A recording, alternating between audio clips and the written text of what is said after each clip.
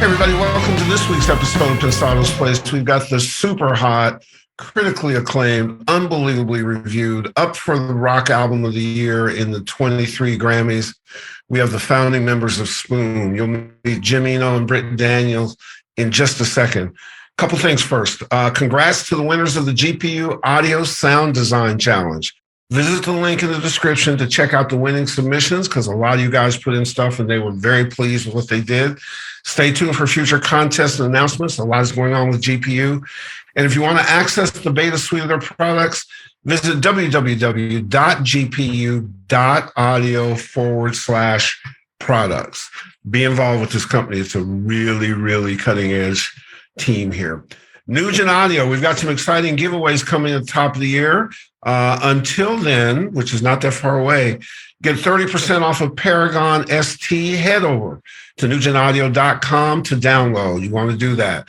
We have a nice introduction to the outstanding Hitsville plugins from UA. Keep an eye out for that in the coming weeks. The team over at UA, they went inside Hitsville, treated it respectfully. Hitsville is the classic Motown studio, and they've emulated that sound, and you want this tool in your toolbox for sure. And as always, our boys at Sweetwater and our ladies at Sweetwater are bringing you a sweet giveaway every month. Click the link in the description below. Scan the QR code right here to enter to win. You want to do that. And now I'm just telling you, not only do we have a great conversation, this is a badass all-American rock band. Enjoy our conversation with Spoon. Hey. How's it going? Good to be here. Yeah. Yeah. Can I start this off with a weird thing? Because what I really want to do is just thank you. And here's why. As a boy from Montreal who grew up in Kentucky, I'll explain that at some other time. Montreal for 10 years, Kentucky for maybe 15, and then out here. So I grew up on Black Oak, Arkansas, and all kinds of shit that just I absolutely love. And there's something to when you listen to Spoon where it's what a band does. It's got roots in it. It's got pocket and groove. It seems simple, but it's not. I can get to the point of view right away. I can, the honesty of it, the just, man, I put it on and couldn't take it off just because of the way it spoke to me. And it was my first time exposure. And I completely understand all the critical acclaim and so on and so forth. And I just love the fact that against the conventional wisdom of where music is going, you guys did fucking Spoon. You did Spoon the way you do Spoon. Does that make sense? Yeah. Yeah. Thank you, Herb. Yeah. Oh, man. Listen, there's nothing worse than, I'm glad there was no video of a large black man in the shower bopping to Spoon with no clothes on. The inspiration for the record, where did it come from? How did it start? I think the original kernel of an idea kind of came together when we were touring in the summer of 2019. We did this long tour with Beck and Cage the Elephant, and wow. It was like an all summer tour. And I don't know, it was because we just started really playing together really well on that tour. And there was something about, we had sort of converted a lot of the songs from the record before to sort of more, to versions that worked better live. And we kind of, the more that we lived with the songs, the better they got. And we thought about it and it was like, the record before Hot Thoughts was, a lot of it was made sitting at a, recording desk, a lot of it was made in the studio. Yeah. And then once we got done with it, then we learned how to play it as a band. Not every song, but a lot of the songs were like that. And so we just said, why don't we do it the other way around this time? Let's hone in on the tunes first before you hit the record button. And that was really that set us off in just set the scene for us about what we should be doing. Yeah. And off we went. What does 2023 look like? What direction are you guys going to change, or how are you going to handle 2023? Because you got 10 years or so behind you. Give me a 2023. What's it gonna be? I gotta write some songs first. Writing songs? Yeah, I'll start. Yeah, I'll start. Yeah. Where are you with your songs? How many you got? I got a good, half dozen that I can probably play you like 3. Yeah. I'll play you some stuff. I myself have not written any songs yet, so that's job number one. I'm going to make a corollary to something you just said, Britt. I had the pleasure of working with Maurice White from Earth, Wind and Fire for about 7 years, and one of the inspirations to their records were their interludes. And they would just make these things, and he'd press record and didn't know where it was going to go. And from that came songs and other inspiration and other things by just focusing on the music and seeing what's going to happen. And it seems like there's a sort of cousin in there in terms of what happened with Lucifer on the Sofa. But it all goes back to how a band can come together, treat the music, and then elevate from the music up. Does that make sense? Yeah, for sure. Mm-hmm. Totally. It's absolutely fascinating. Now, what kind of medicine do you guys take to keep your heads from swelling from these fucking reviews? My God. It's insane. Wait. Before you answer, let me just read a few. Straight up epic rock. It's the best thing they've ever done, Rolling Stone, which also this morning came out with another thing that made you guys like in the top 15 of whatever. Couldn't make a bad record if they tried. A collection of impeccably crafted songs. And these are things like from Rolling Stone and Entertainment, one of the greatest American rock bands of all time, from Time Magazine. I mean, it goes, that's sick. That's 4 of like 20. It must be gratifying to know that your work is received that way. Yeah, it's better than the alternative. I don't know if we how do we keep grounded? I don't know. I mean, I guess we don't place too much stock in those reviews. And I used to read reviews. I was the kind of guy that would like read a lot of reviews and read them top to bottom. Around our 7th album or something. I'm glad that stopped. Yeah. Yeah, because it made me crazy after a while. Because even if you're reading a positive review, it can not necessarily be healthy to take in too much input like that. When 100% for your own vision and what you want to do next naturally, Yes, that's true. So maybe that's it. We don't read the reviews too closely, but we experienced that with the show, and people, we're 548 episodes, we're in 200 countries, there's like 10 million people a year, and so we get recognized a lot, and we also are curriculum in about 150 schools around the globe. So people come up to us constantly going, "Oh my God, you affected me this way." We interviewed Jack Harlow's producer yesterday, and he's like, "I didn't need school. I had Pensado's place." And that's awesome. And we get that a lot. We've actually had people who use the show not to commit suicide. Wow. And when you get that, you realize people are listening, and I need to be responsible for what I'm saying because it can affect people. But where the corollary is for me personally, I said, I'm not reading comments. I'm not taking into account. I can't let it take me off my mission, because the minute you relax, you get clipped off, your work gets worse. And then you wonder what the fuck happened. So you get in your head. Yeah. That's not a good place to live, No, not when you need to be creative and put one foot in front of the other. Well, you can also take like a positive review, like something may say, "Oh, we really love this song," and then you could be like, "Oh, well, why don't you like the other songs?"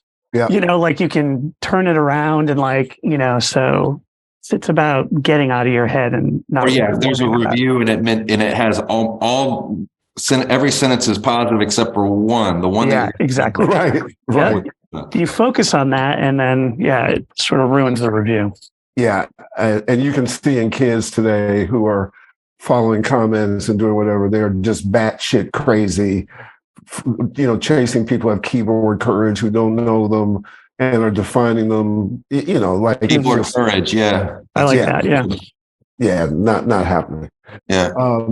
When you guys, when you record, do you record in Austin? Do you move around? Do you stay at home where it's comfortable? Where do you go? This last one we made in Austin. Yeah. Okay. We've gone around. We made the 2 records before this one we made with Dave Fridman up in his studio in upstate, or I don't know, you call it upstate. It's over by Buffalo. Yeah. But yeah, this last one, I mean, Jim has had this studio since what, 2001, pretty much. Yeah. And this one was made almost entirely there at Public Hi-Fi. Yeah. Right. So cool. Do you guys rehearse out all the songs beforehand so that when it's time to press record? This time, yeah. Yeah. Oh, see, that's real band shit. Yeah. Oh, wow. We mic'd the drums. Wow. Speaking of drums, the drums on Wild, my assistant and I are clashing heads. Did you record a little piece and then loop it? No. It's played live? It's played live. I mean, there probably is some moving. There was some comping done. Probably I think what people hear there is, wasn't there like some kind of like drum machine or something that was underneath and then you played to that or something? Yeah. So there's a drum machine underneath. Yeah. Okay. I'm not going crazy. Well, yeah, I am, but it has like that delay. There's like a delay in the drum machine, Oh yeah, that cuckoo. Yeah. Those drums are out there naked, so you might hear them. So yeah. Exactly. Oh God, you guys in Beck together? Shit. Oh, sorry. I had a flashback to your tour before. Yeah, that was a great tour. Oh my God, it's a great lineup.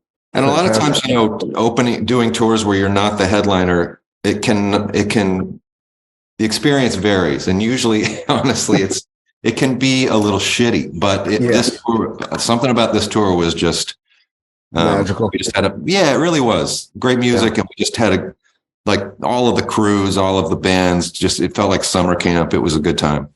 Yeah, when it comes together. Before this, I would manage recording artists, and so touring was a lot of what you did. And you're absolutely right. It's either magical, or you take weapons to the gig every time because you have to protect your turf, come out swinging and all that stuff. It's a whole other ecosystem. Right. As who would be influences on you guys musically, either as you're coming up or currently? When we started out, there was nothing cooler than the Pixies and Wire. It was very kind of like a post-punk, or I don't know what you'd call the Pixies, original alternative rock or something. But the longer we went, the more, and we kind of played by those kind of cool rules for a couple albums. The longer we went, we were like, well, we also like the sound of Marvin Gaye records. We also like the sound of Motown and oldies radio, and then we started opening things up and like started using piano and reverb, these pretty basic ideas that seemed like a big deal to us, to start doing that after 20 Wire, but from there everything kind of opened up. But I don't know what else, Jim, like what Elvis Costello, the Beatles, Prince, Beatles, I was into early REM and the Smiths and stuff. So that's what I'm saying. And then you've got to morph, Britt, what you feel, Jim, what you feel, what others feel into something. Because not everybody's coming with the same thing, correct? Right. Which has gotten easier, Yeah.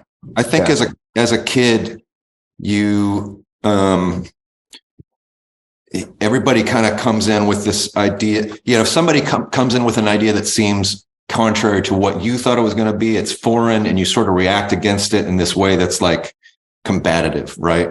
Yeah. I think the longer we've done this, the more that both of us have been able to come at it with, somebody comes in with an idea that you weren't expecting. You think, well, okay, I didn't think it could work that way, but how can we use that idea and do it in a way that also works for me? Yeah. Just sort of that spin on I've got one for you.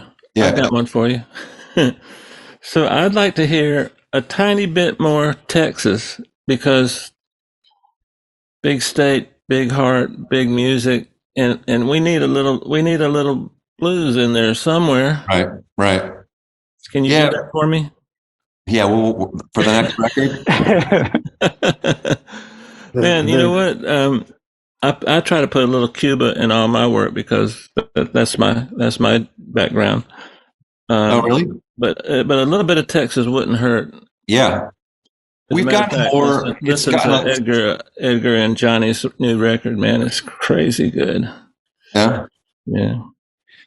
I feel like when we first started out, we kind of didn't have any flavor of that whatsoever. We almost reacted against it. The fact that when we were starting out in Austin, it was very much a Stevie Ray Vaughan type town, and country and blues was big here, but that just wasn't really our scene. I think that the more that we've lived here, the more that we've gone on, the more we've sort of opened ourselves up to that. Yeah. And have more appreciation for it. Yeah. Now you're sitting at a point where, because one of the things about authentic people, they tend to follow their own North Star, and that's refreshing at a time where not a whole lot of people do that. And we're blessed in the folks that come on the show. A lot of them are really celebrated, and I'm always interested to see how people react to that. You guys, I mean, come on, you're up for, best rock album for the Grammys. That's a big deal. And is it a big deal to you guys? Yeah. Yeah, definitely. Yeah. I'm happy to hear you say that, because I think and the reason I'm happy about it, what Dave and I had to learn was to accept the blessings. Like, instead of going, it's nothing. Oh, we just feel like, oh no, fuck, we're killing it. Yeah.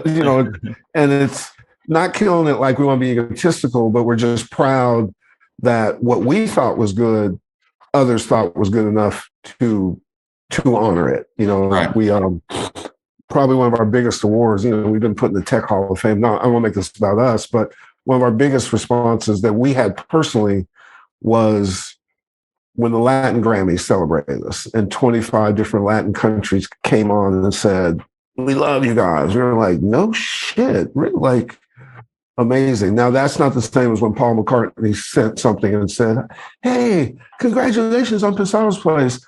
And Truth Advertising, Dave and I just immediately started crying. I was driving, Herb, and I had to pull off the road. I couldn't. We literally started bawling. We were like, did Paul McCartney just say Pensado's place? That's going on now to be Springsteen and Katie Lang and Quincy and a whole bunch of other people. But that first, and which we now just sniffle. We don't have to pull over anymore. We just sniffle and we keep going. You can keep driving.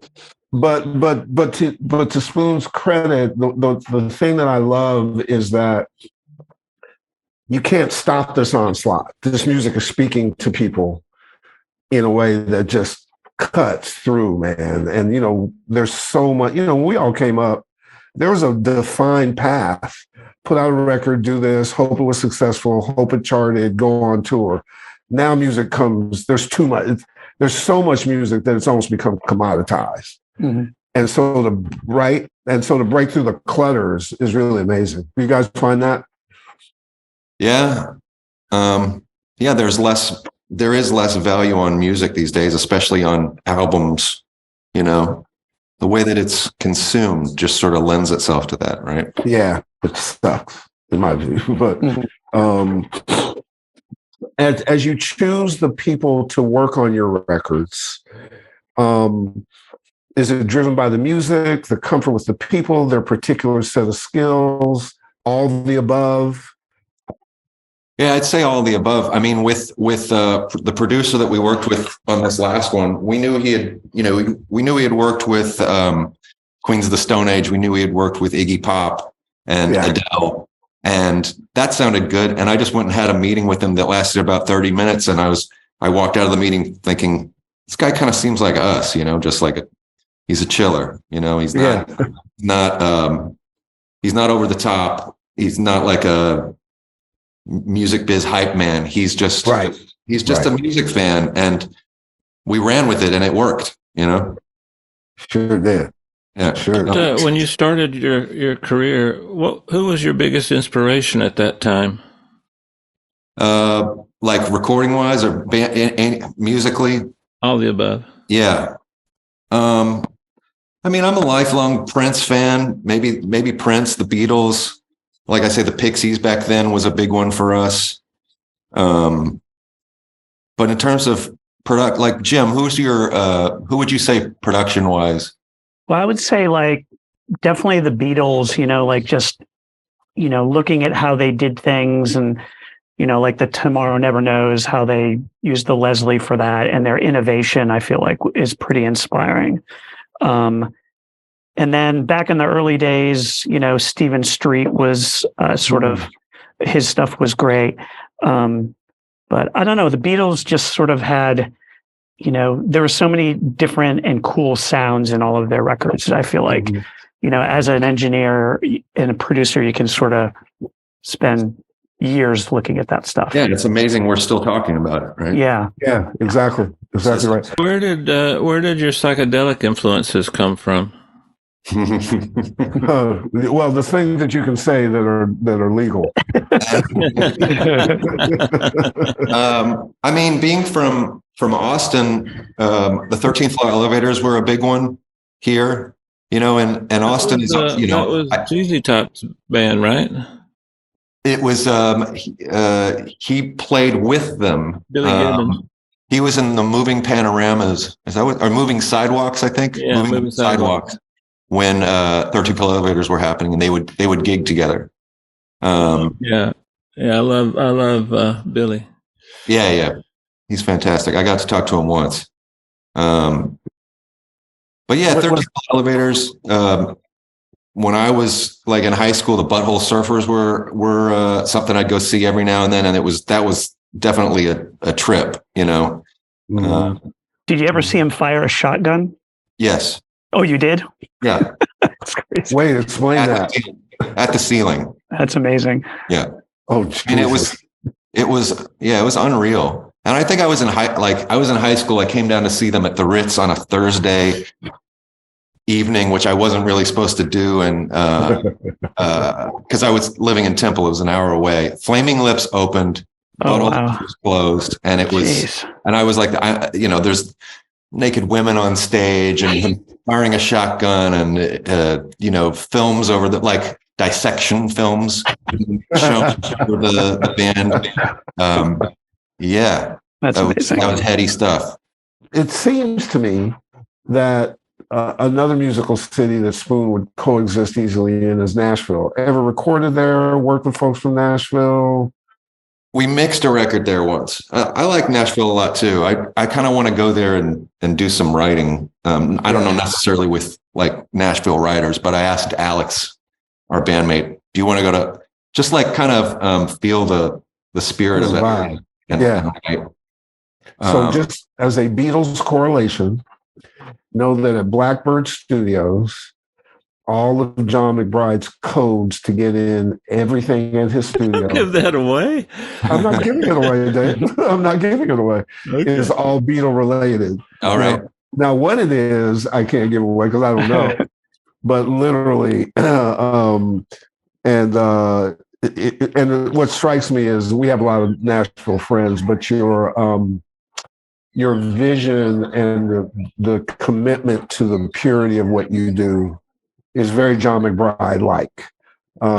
That's how the cat put his own power into his studio and didn't use the city's power just because he wanted clean power. Yeah. But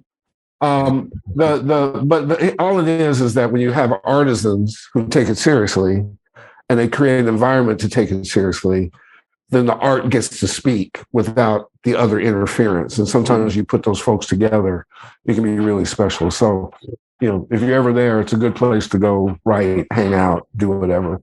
And low pressure. That's the other thing about John's environment. Like, you want a mic that goes back to, he literally has mic collections that have 001 on them. Or if the RCA mics actually have swastikas on them.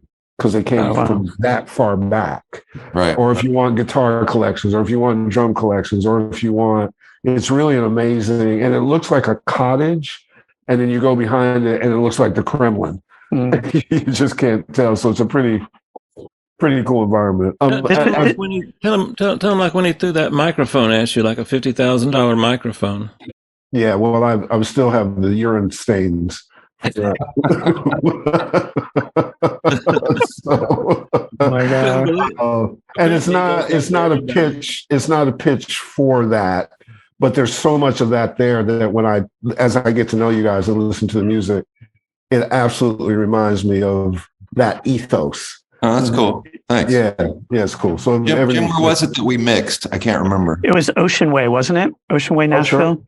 It's like an old church. You got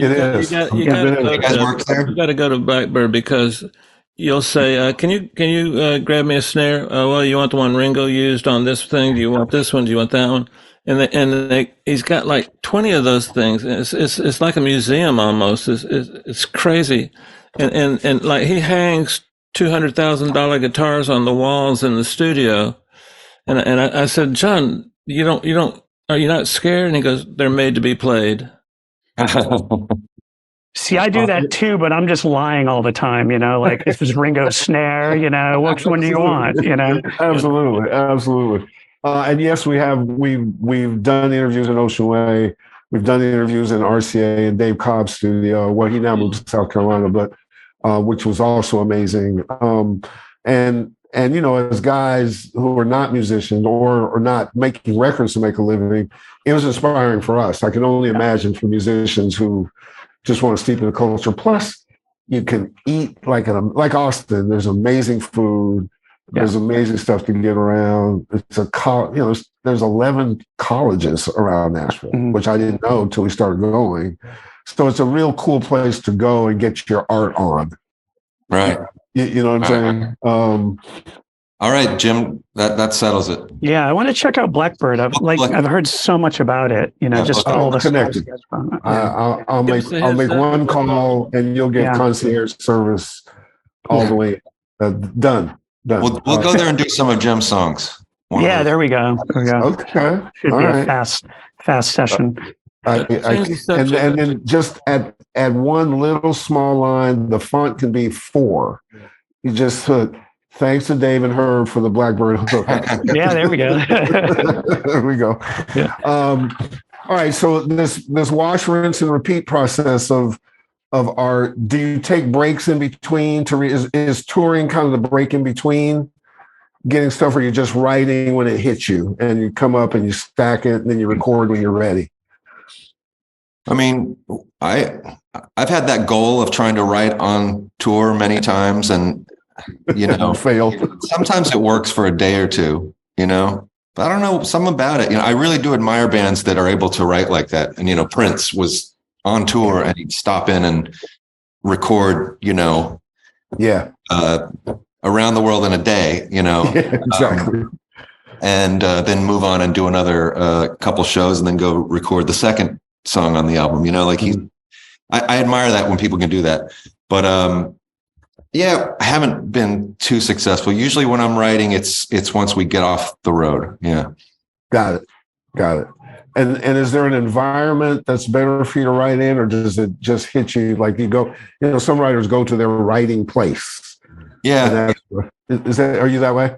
For me, it's about sort of getting in the habit of doing it and, getting that muscle working, because the longer you stay in that, I feel like the songs get richer the longer you are in that mode.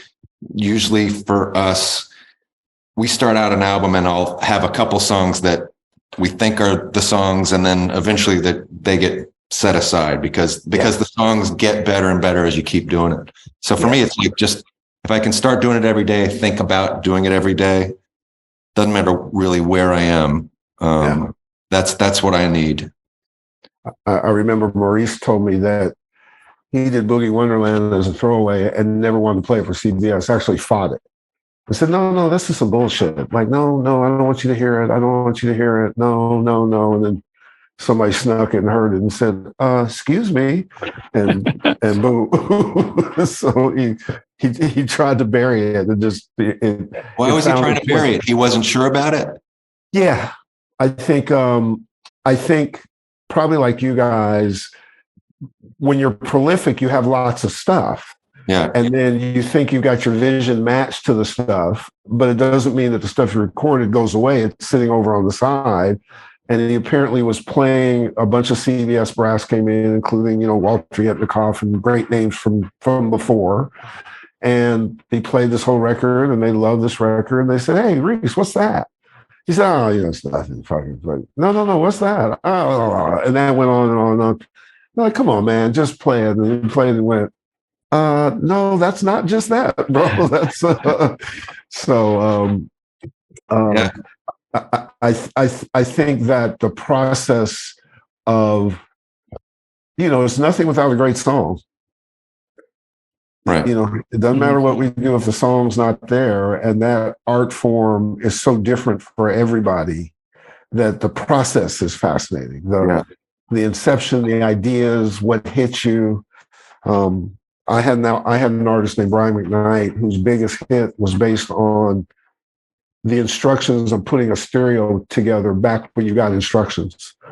One, it's like a dream come true. Two, just want to be with you. Three, it's plain to see you're the only one for me. Four, something, and then back to one. And he took it from one, you take out the speakers. Two, you put the wires in this way. Three, turn on the amplifier.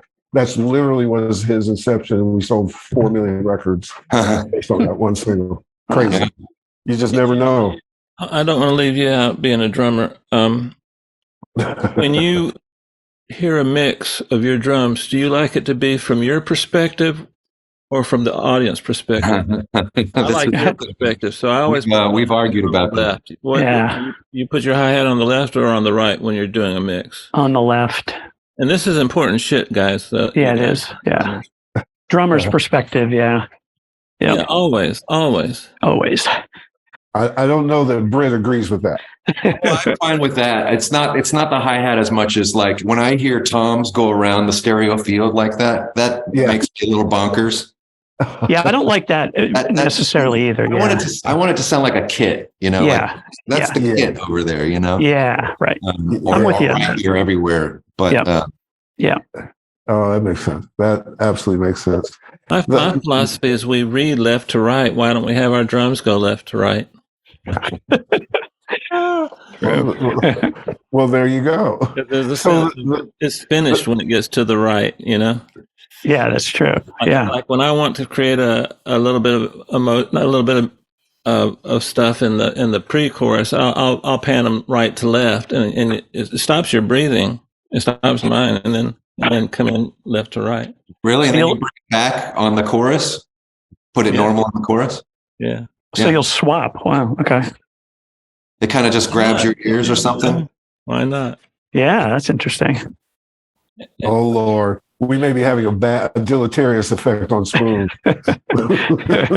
Change this. I'll tell you another piece of connective tissue we share. From the beginning for us, mentoring has always been important. We think that you have to help the next generation and that then their responsibility is to help. We also focus heavily on making sure there was female representation in all the different areas that we do, because we think that particularly when we started in 2011, it was underrepresented and there were so many talented people out there. You guys share some of that, Jim. I think, mentoring, tell us where that comes from and how it manifests. Well, I mean, every time we go in the studio, you can sort of see how women are underrepresented, So I was basically trying to figure out a new, sort of project mentorship. I'm a Grammy mentor. I teach a class with the University of Ohio every year for about 7 years. But I felt like, trying to make a difference and making the recording environment more equitable seemed like something that I could help with, since I do own a studio. So I started something called Project Traction. It's a producer mentorship program where I partner with a female non-binary musician to help them gain traction into the recording and producing fields. So the thing that I sort of have been working on is you can increase the number by like having female interns in your studio. Yep. But that takes years and years and years before they move over into the production field. Yep. So what I find is, as a drummer, I produce records. So I feel like the skills that musicians have cross over to being a producer, the majority of them, you know? So I feel like I've worked with so many amazing, talented women. I've been reaching out to them and then partnering with them and doing a track where we co-produce it. So we pick the band, we work together, we do pre-production meetings, we do demos, we record it at my studio, and then we release everything as a single. So each producer gets their time in the spotlight. And we're just released our 5th song. Our 6th song comes out in, I think, February. And then we have a 6-song record coming out probably in April or so. That's going to be all the different producers. So I feel like that one of the important things is that I feel like as a producer, as a man, I need to identify people who can move into this situation. Yes. You know, we work with so many talented women, and it's like, hey, you can be a producer. You could be a producer. Here, let me show you a few things. And then it increases the, you know, diversification of income and all that stuff that we're looking for as a musician.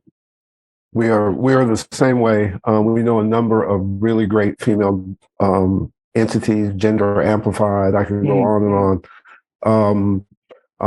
We incorporate them into the show. We actually find there's not a sector, front of house, producing, engineering, mixing, mastering, where we haven't found badass engineer. You know, I tell people that Dr. Dre's lead engineer for the last 6 years is a Latino gay woman named Lola Romero, who is also in Grand Theft Auto, and she runs a staff of 6. Oh, wow. Badass. She just recently left. The person that runs Aftermath for Dr. Dre is a white female named Ashley. She has for 12 years. Mm-hmm. And there's all these folks that are doing significant things with real players who have real information. Found some great teachers, some great.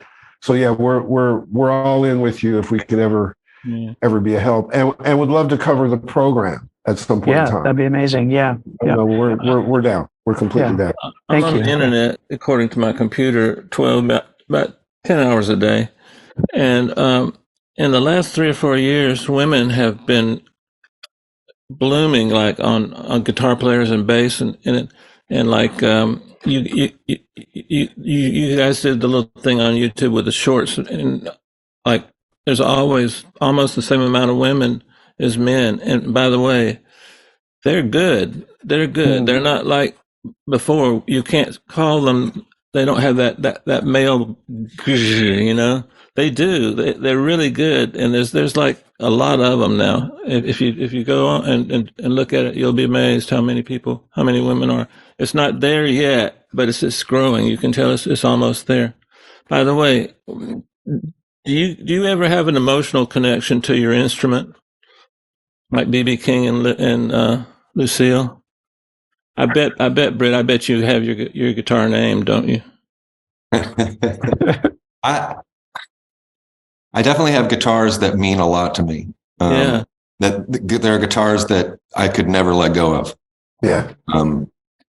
And I think that's important to have an emotion. Is that one of them back there? Actually, I thought it was, but it's not in that case. It just got put on a truck, actually. Truck left yesterday morning. So, and when the band goes out, there's what, 5 folks in the band? 5 members. Yeah. Wow, man. And how many years has Spoon been together? Since 90. So, I mean, Jim and I were in a band together in 92. And started Spoon like a year and a half later. Think about that. Started like 93, and it's 2022. Yeah. and these insane reviews and reactions and so on and so forth. That's why we keep saying to people, music is timeless. Like, you don't know when you're going to hit that stride. You're not out when it's 28 and somebody tells you you're too old because you're 30 or whatever the case may be. Fuck that. Right. You got to approach this as there's no rules, and we're gonna let inspiration be our guide, and Totally. and damn what they think. Right. Let's do what we're doing, and I think that I think slowly but surely. We were kids coming up in it at one point in time, and we were completely affected by stuff. And so I get what kids are now. And then, we didn't have the internet, thank God, back then. So these kids are all, we weren't designed to beat an algorithm. So these kids are fighting a different fight than we're fighting. Mm-hmm. And then you got all this technology. You can make an album on your phone, and you can use software. So you think you're a music maker, but you're really a technologist who's just lucky enough to get some sound out. That doesn't mean the song is good. Mm-hmm. So trying to get back to craftspeople who start at the beginning, go through the process, learn the fundamentals, and come up with good stuff. We advise a lot of schools, and we see a movement toward getting to that because so many people have stayed out in the ether being busy but not getting anywhere. What's crazy, Jim, is I speak 3 times a year to Ohio University and teach a class. Yeah, it's crazy. Yeah. So Josh, it's crazy. And oh God, the teacher that comes in, they have a program where they send kids to LA. Okay. Put them in great situations, production houses, management houses, agents, and so on and so forth.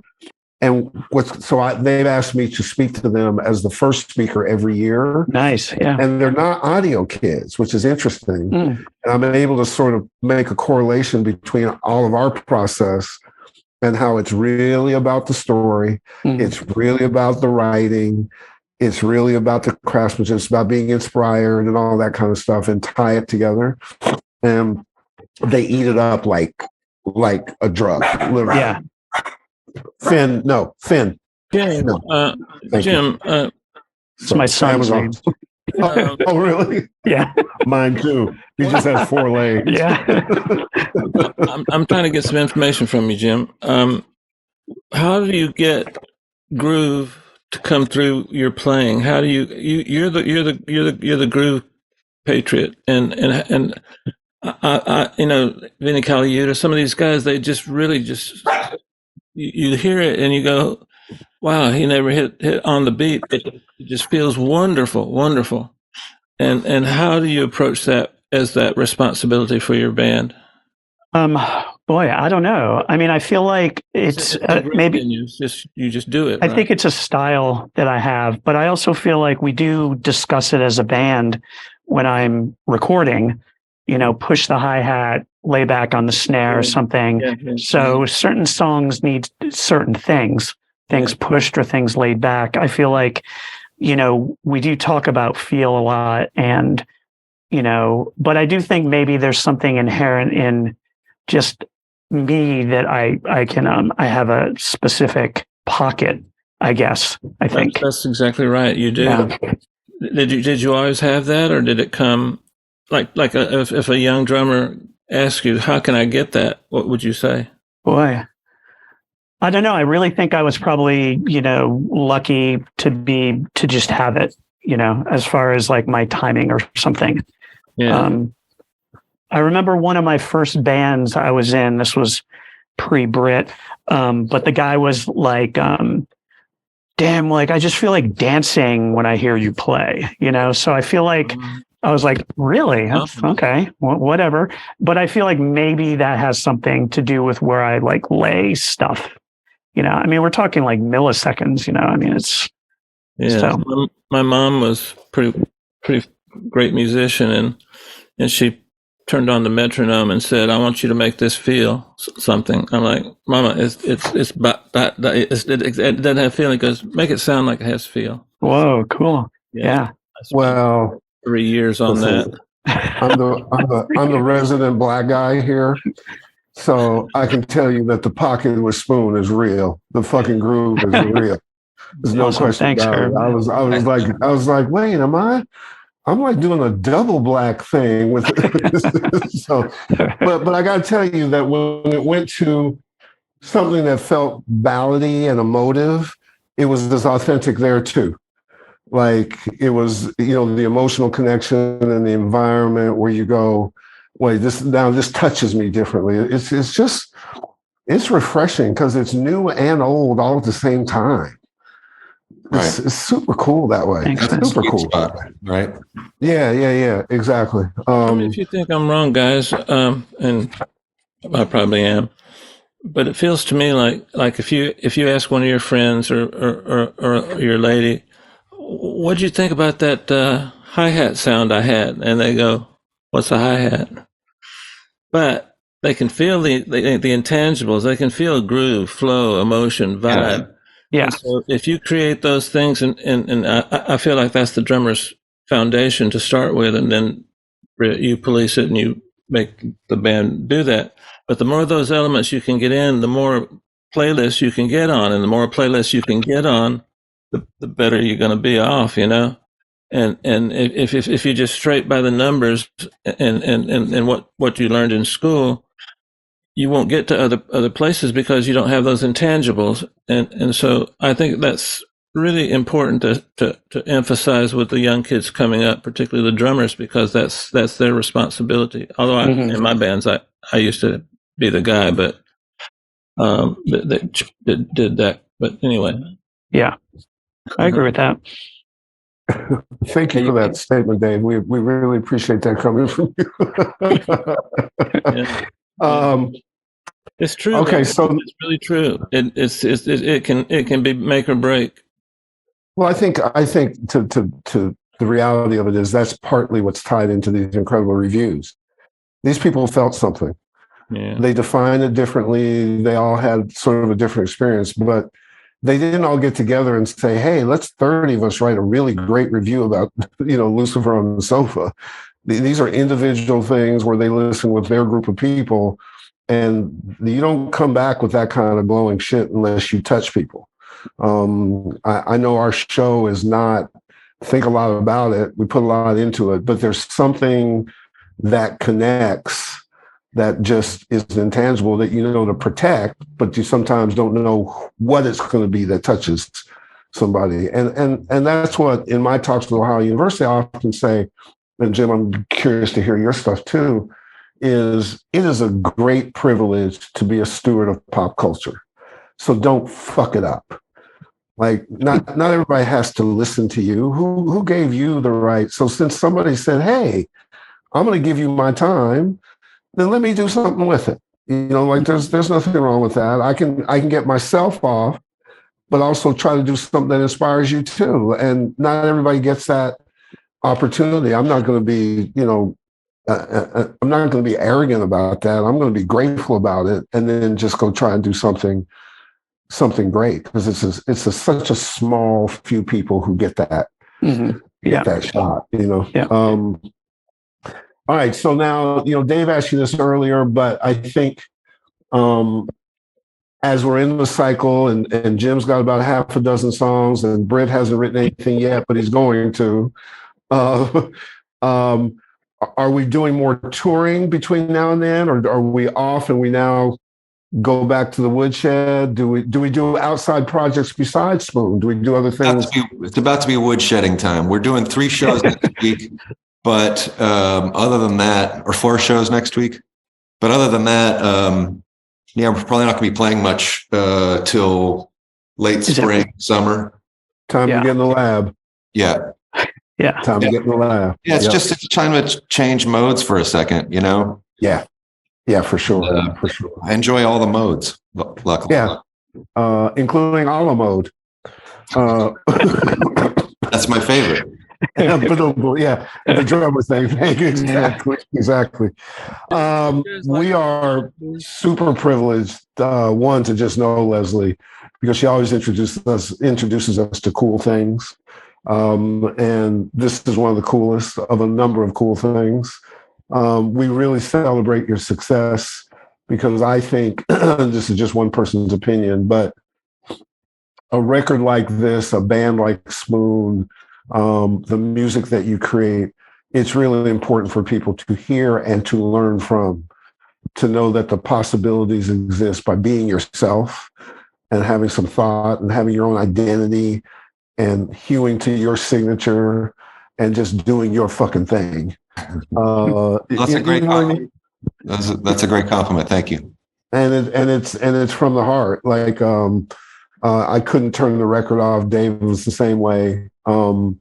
And because Leslie is our boss, like I just say yes when she calls because I know she's never gonna let me down. She'll go Herb, and I'll go yes. And that's all there is to it. But boy, she knocked it out of the park with this one. That's great. Well, it's a real pleasure to be on your show. You know, it's man. Yeah, and at some point in time when you're in LA, let us take you for something. We'll find either some good barbecue or some Austin something or some LA stuff. We'll figure, there's somebody from Austin here in LA doing something great. We'll find them. Yeah. We do have a lot of friends in Austin. The Warm Audio folks are friends, and we've got a new studio out there. There's a guy who is a big honcho for Hal Leonard, who's an amazing musical technologist I'll turn you on to. And if you need McBride and Blackbird, done. Awesome. Thanks so much. Pensado's Place for fans, man. Anytime you want to use the show, please do. Come on, promote something. Let us know how we can help. We are down for it. Dave, you agree? Really appreciate it. I agree. I got a batter's box if we want. Now, do you guys know what batter's box is? No. All right. So let us explain what batter's box is. Questions. Is that what that is? Yeah, it's kind of 10 questions and you answer.